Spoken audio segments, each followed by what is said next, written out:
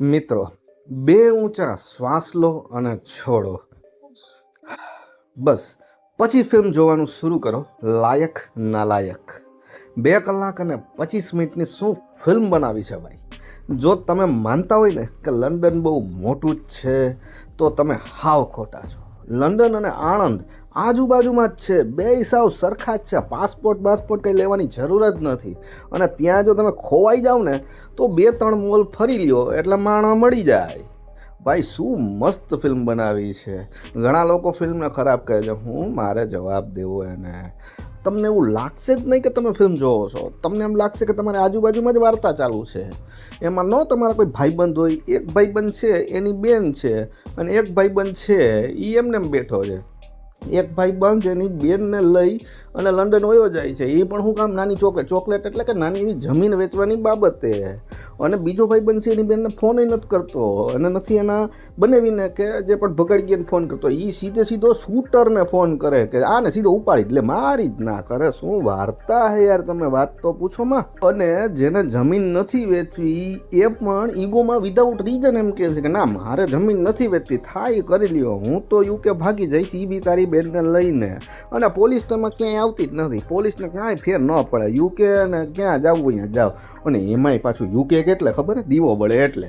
જ્યાં એના મામા પાસે એટલી પ્રોપર્ટી છે કે વાત જ ન પૂછો. 5,000 કરોડ 10,000 કરોડ ખબર નહીં 50,000 કરોડ.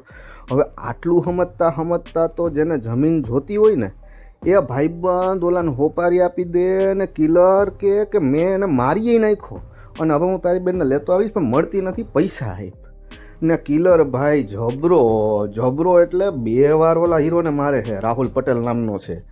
અને ભાઈ પછી રાહુલ પટેલ મરતો જ નથી 2 વાર, પણ કિલર છે ને એ કેમેરામાં કેદ થઈ જાય છે.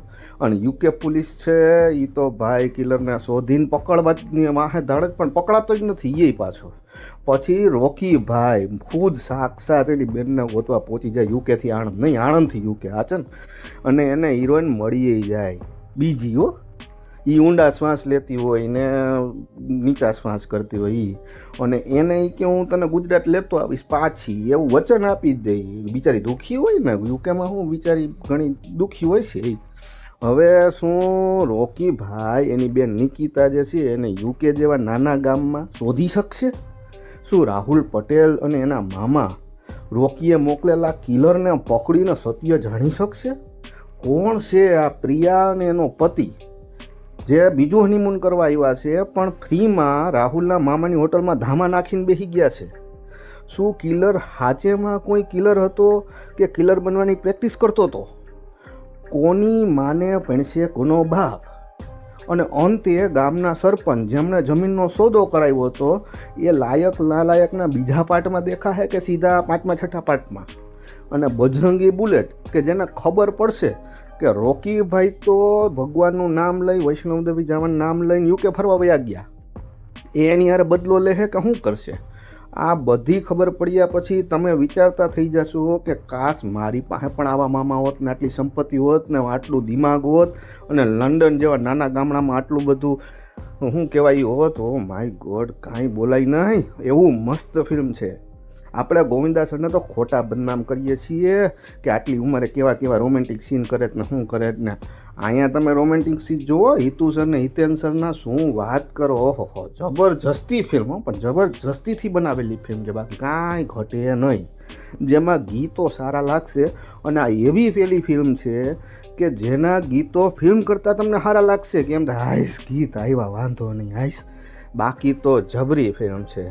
શું વન લાઇનર ડાયલોગ માર્યા છે, મિસોજિનિસ્ટ પૂરેપૂરા.